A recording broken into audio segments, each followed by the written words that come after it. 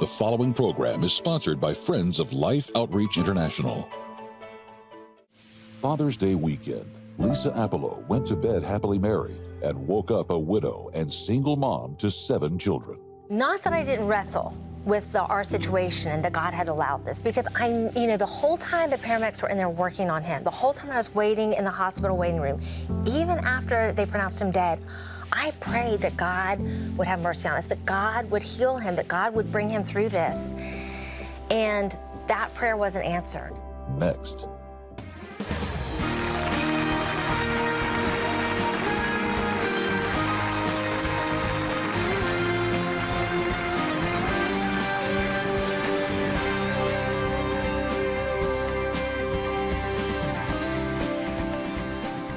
Welcome to Life Today. I'm Randy Robinson. Sheila Walsh is with me. And, Hey, Sheila, I got to talk to someone a few months ago on the Zoom daily Life Today Live that I do. And she just really blessed me. And I thought, gosh, I'd really love our broadcast audience to hear that as well. And so we are excited to have Lisa Appelo with us. And this is her book. It's called Life Can Be Good Again. And that has a depth of meaning that you're going to understand, and it will encourage you. So I'm excited. Welcome, Lisa. I'm so glad you're with us. Before we kind of dive into some of the questions I'm longing to ask you, would you mind just for our audience, just kind of setting them up on what happened on that one day that changed your life? Yeah. Hard things and tragedy often come. They always come, really, when we don't expect it, right? They come unannounced, and that's what happened for us. It was a Friday morning. It was still dark out, and I woke up to my husband's funny breathing. Now, my husband and I had been married for some time. He was my high school sweetheart. Yeah. He was my first date and my only date.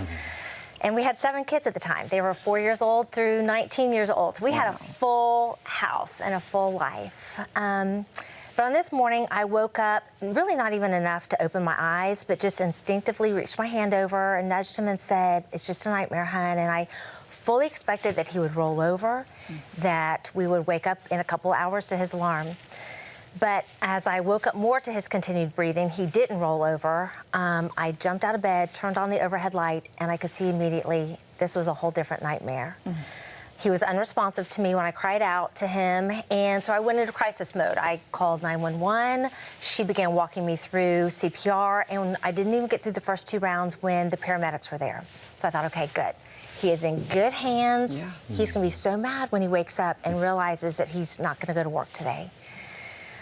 They took him by ambulance to the hospital, and I was just about to follow, but I wanted to go up and talk to my kids. They knew all this was going on. They had woken up.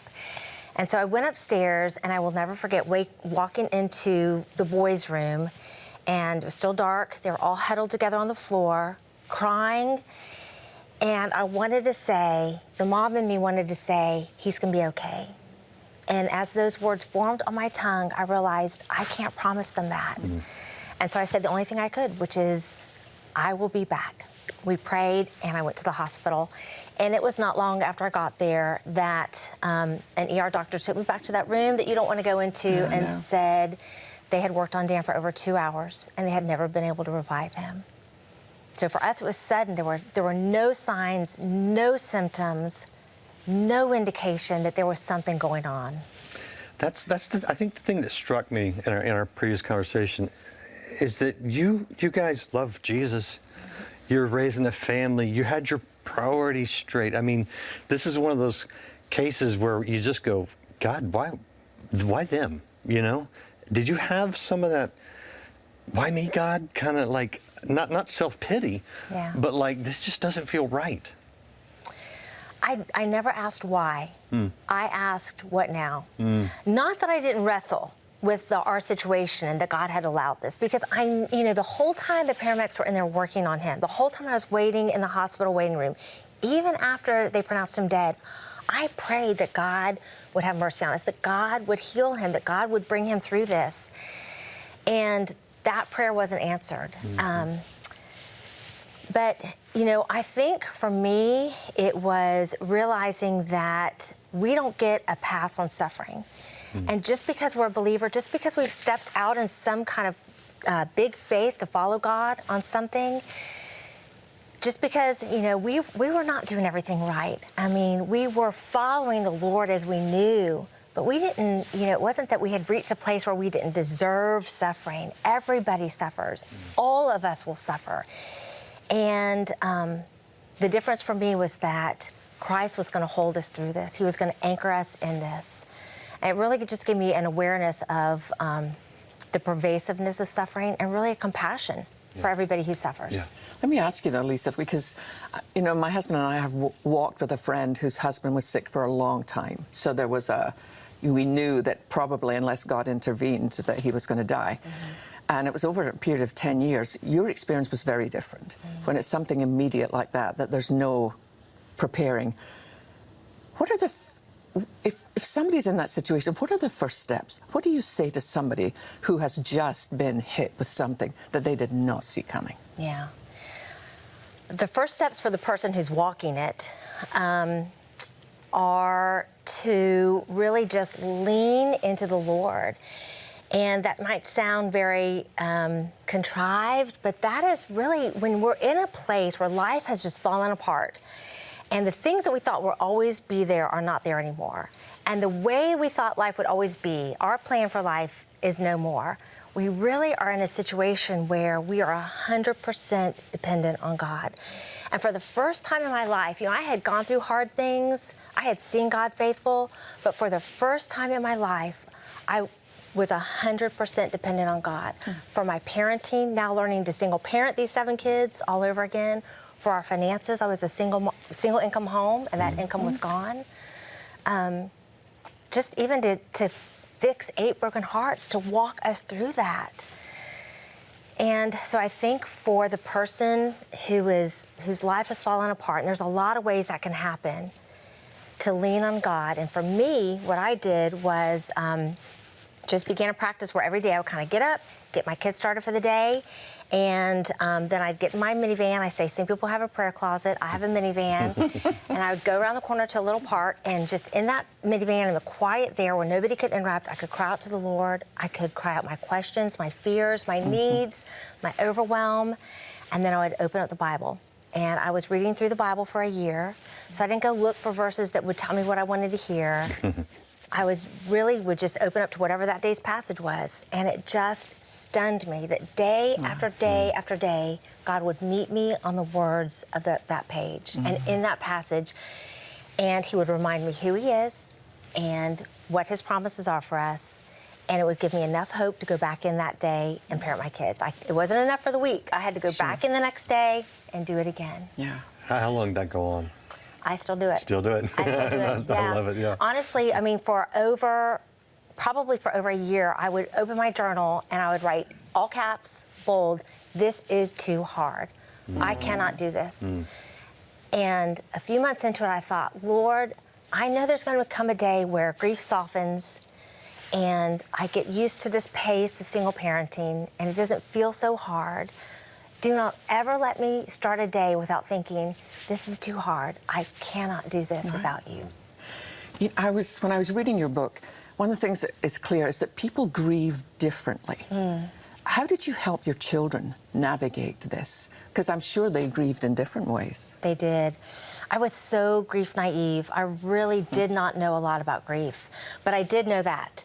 And actually, one of our first conversations we had, just us, the 8 of us, after the house had quieted and everybody had gone home after the service, I said to them, we're going to need a lot of grace with each other. Yeah. And that kind of became my mantra. I didn't know as a mom whether they were acting out like a normal 6-year-old or if they were acting out in grief. Or if this teen behavior was grief-driven or if it was... being a teenager. Yeah. And there is no answer. I talk to women all the time grappling with that same issue. And there is no hard and fast rule. It is leaning on the Lord and letting him give you his wisdom for that child in this circumstance. But yes, my 4-year-old was very vocal and she would tell strangers or her Sunday school teachers, my daddy died. It was every day for months and months. We had the same conversation where she would, in the middle of the car ride, she would say, I miss my daddy. And I would say, I know, baby. And I had to have that same conversation. She tried to wrap her 4-year-old mind around the permanency of death. For my teen boys, I kind of wanted to go back to life as normal. Yeah. Not that it was, but when they went to the sports field or when they went to youth group, they didn't want to be singled out as that kid who's dad. Yeah. And so creating a safe place in the home where we kept that conversation going, and we read books, we told stories, just keeping that conversation open so that when they were ready to talk, they could talk. Yeah. There's another thing I found very interesting that you talk about in your book. I mean, you lost your husband suddenly. You were at home at the time, full time with 7 kids. Yeah, right. So that put you in a tough spot in many ways. You say that we need to learn, and people especially in those positions need to learn to allow some awkwardness. Explain what that means. When, just like you were describing, you walked with this friend who her husband was going through this long illness, that creates a lot of awkwardness because the people on the outside want to step in and help. We want to bring the casserole. We want to know what can we do. We see you're overwhelmed. We see this is too much, and we want to love on you. But there's a little awkwardness about, am I doing the right thing? Is this really what they need? A really good friend of mine, in fact, I was kind of taking notes as people did this for us because I was learning from those who are loving on us that way. A really good friend of mine said that with her own children, she will pray that God will show her the need for the family, and then she looks for that need. And I think that second part is what we miss sometimes. We say, Lord, show me what to do to help, but then to look. And that friend, I can tell you, she showed up in very specific ways for us. My boys were on a basketball team. I didn't even realize this, but she came to cheer them on at the game, and they were the only ones on the team without the team shoes. And they hadn't come and told me that they had an option to buy the team shoes. And she noticed it. They're all sitting on the bench, and there's my boys without the orange shoes. And she went and asked the coach what size they wore and ordered them and had them delivered. I love that. Wow. So just to show up. And then I think for the person who is receiving the help, we pray for help, but then we don't really want to let people in. Yeah. To see how vulnerable we are. Yeah, it's uncomfortable. And that we don't have it all together.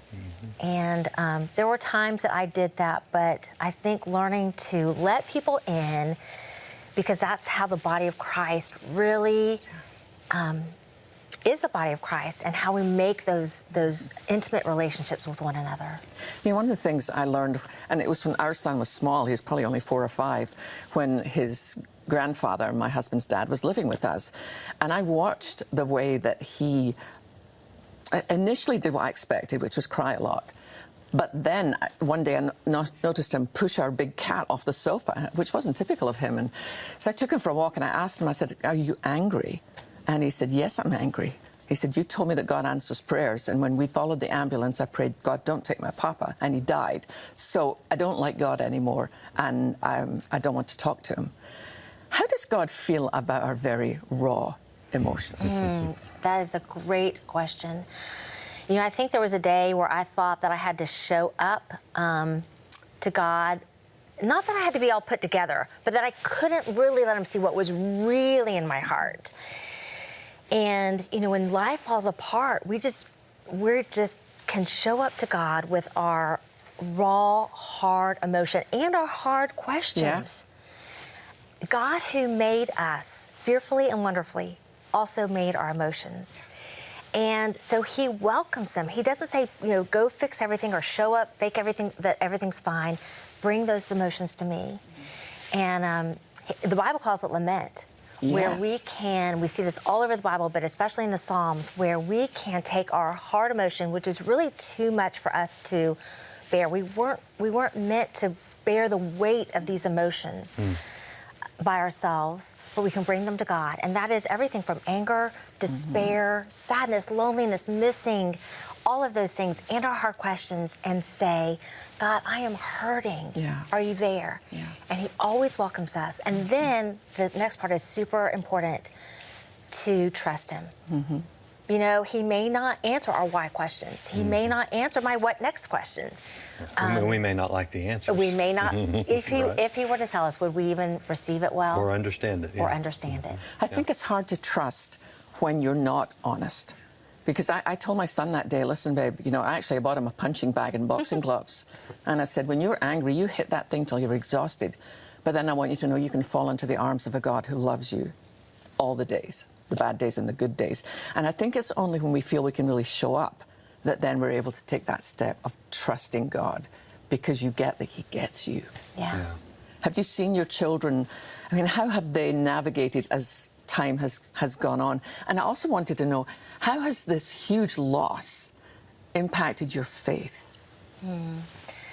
I think, you know, I still have a couple kids in the home. My older ones I've married now and have families of their own, and it is very sweet to see the prayers that I prayed, Lord, how in the world are you going to get these boys grown to men? How in the world are they going to navigate through this and be healthy? To see them in their own families is such an answer to prayer. To know that God does faithfully walk us through, and it's not a quick, you know, grief cannot be rushed. We can't escape it. We can't bypass it. It is an everyday, these practices of going to God and bringing our emotions or, you know, trusting him. But to see that over time that he will walk us through that valley. And how has it grown my faith? I would have said before Dan died, I was a woman of faith. Sure. But there were idols that I had nurtured that I did not realize were there. And when life empties like that, when things aren't there that we thought would always be there, those idols are revealed. And loss, as hard as it is a chance to see God in ways that we never would on the sunny days. That's so true. Do you feel like you had to go to plan B for your life? I thought that for a long time. I thought for a long time, okay, this is not what I ordered, but I will just make the best of this, of the leftovers of the life that I wanted. And one day I was in the car, I was talking to the Lord in my minivan again, and I just kind of said, I didn't say it audibly, but in my thoughts, it bubbled up, I don't like my life. And I was probably in the second year of grief. Still grappling with a lot of this, the massive change. And on the heels of that came these thoughts, that while I didn't expect this, that God had allowed it. And as such, it was an intentional and purposeful chapter 2. God doesn't give us plan B. He doesn't give us the leftovers. He doesn't sideline us, you know, while we watch everybody else live their best life. This was God's intentional chapter for us. And while it was not what I expected, that by definition, because God had allowed it, it is filled with as much abundance and hope and joy as all the days before. That's huge. Yeah. It's huge. And it didn't immediately change me. I didn't like leave that minivan saying, okay, I am all better now. I still, you know, I've still had hard days. I've still had missing moments, but it aligned my heart and my thoughts, I think, to the truth. And until my heart and my emotions could catch up. I think that might explain the title of your book. Life can be good again. And that's what I wanted to know. I thought, you know, I will never smile again. I will never feel that real joy just bubbling up from a moment that's just been given that you just want to savor and capture. And to know that if we do the hard work of grief now, that life can be good again. I love that. I love that, and I think it's the heart of God. I know that's the heart of our ministry. In fact, right now, there's a place where life is rough, and you can put a little goodness into the lives of children. And Sheila, that's what we are inviting people to do right now. As we get a little early out there on Christmas, but you want to be a part of this, take a look at this, and you'll see how you can tell someone else life can be good. This season, Life Outreach wants to continue spreading joy and smiles around the world. We do this in very special ways. We provide shoes for children's feet and corrective surgery for those who suffer from a cleft palate or cleft lip condition. Not only is receiving shoes fun for the children, but it is a blessing for the mission team. It's been quite an amazing year. I mean, you've helped us change the lives of children all around the world. You know, at Christmas time, I know that you think of your kids and you want to do something really special for them. Well, I also know that you want to do something really special for children like these. And to be able to give each one of them their own pair of shoes is amazing. Not just because it'll save them from cutting their feet when they run, but so many diseases in these countries come through injuries to the foot, like hookworm comes through the foot. So what a wonderful thing to do in this season, to say to little ones, you can have your very own pair of shoes. As for cleft palate surgeries, did you ever think that a trip to a hospital would bring a smile to the face of a little child? Well, it can once they've had corrective surgery for cleft lip or a cleft palate. Our mission teams travel to remote locations in various countries to bring children like little Dwee to modern clinics like these. Here they receive the best of care, all because the friends of life, moved by compassion, make it possible. As this Christmas season approaches, we want to continue to bless children around the world by providing them with a new pair of shoes and corrective surgeries that give them a chance for healthy and fulfilling lives. Isn't that amazing that we get the privilege of doing this? And I know it seems a wee bit early to be talking about Christmas, but that's why we do it at this particular time of the year, so we can make sure that all of these little shoes make their way to where they're needed by Christmas time. We've made a commitment this year, as every year, to provide 150,000 pairs of shoes for children around the world. You know, I didn't understand this mission initially. I thought, well, I think that's great to give them shoes. I didn't realize it literally could change or save their lives. So many of these little ones run around with, you know, nothing to protect their feet. They're running through all sorts of terrible conditions, and that's where they get these diseases. And something as simple as this, which, believe it or not, we are able to have manufactured for $3.60, makes a world of difference. And as you saw that darling little one at the end, the difference that the cleft palate or cleft lip surgery makes. So many of these countries, children are born that way, are seen as cursed by God. They're excluded from everything that a child should be welcomed into. And you and I, this Christmas, can make all the difference in the world. And it's very doable, Randy. It is. And I hate shopping. You know this about me. I do know this about you. And I don't spend money on a lot of things, partly because I look at the prices and I go, how much for that? You got to be kidding me. I wouldn't, you know. And shoes are one of those things. But did you know that we can put shoes on 50 children for $180? That will make a huge difference for so many children. Maybe you want to provide shoes for 10 children. That's $36. With your gift of $1,000, you can provide shoes for 275 children or surgeries for 2 children in need. Here's the important thing.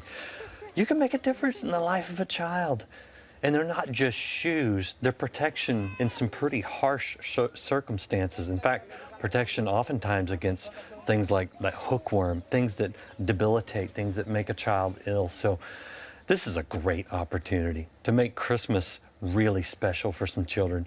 And we invite you to go to the phone or go online right now, make the best gift you can. And Sheila and I can tell you from firsthand experience, one, this is a ministry where we do what we say we're going to do. If you support this outreach, we'll get it to the children.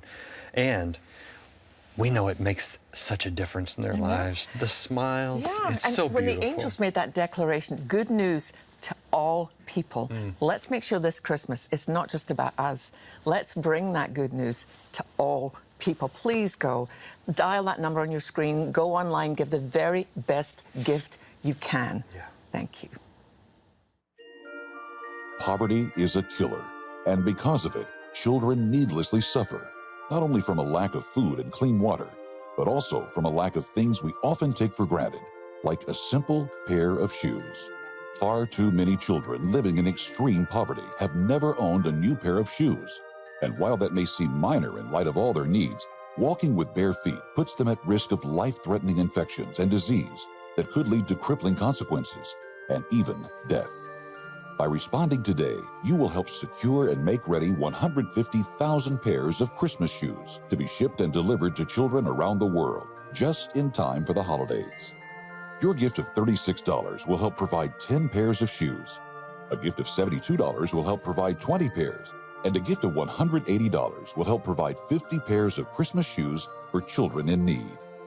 As a thank you for your gift of support, be sure to request this beautifully crafted red crystal shoe ornament, a treasure to display at each Christmas.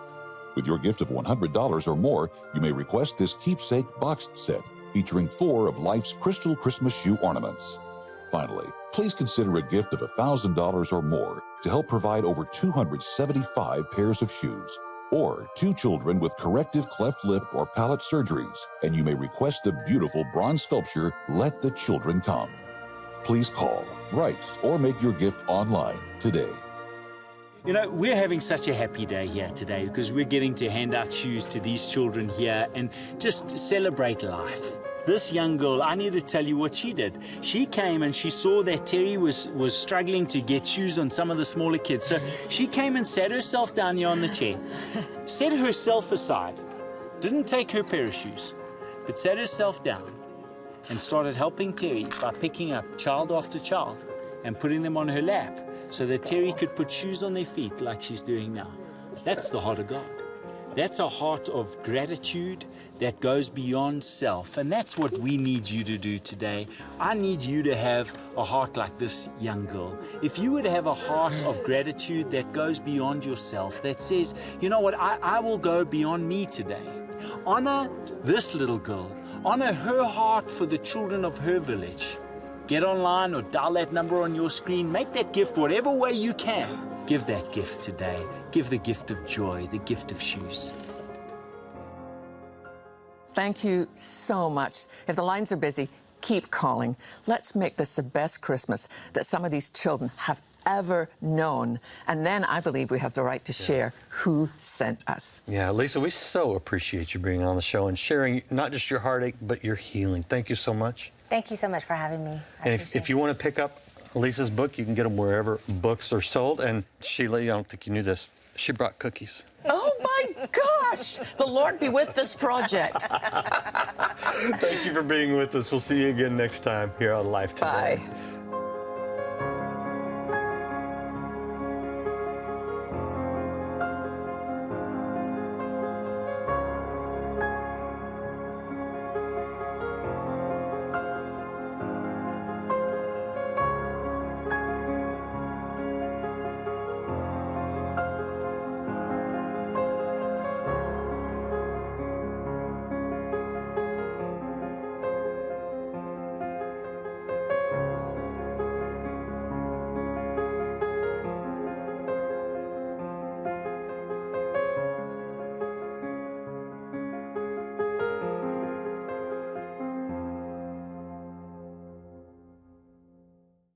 Regardless of your net worth, estate planning benefits you and your family. Do not put off this important step to peace of mind. Contact Life Planning Services today.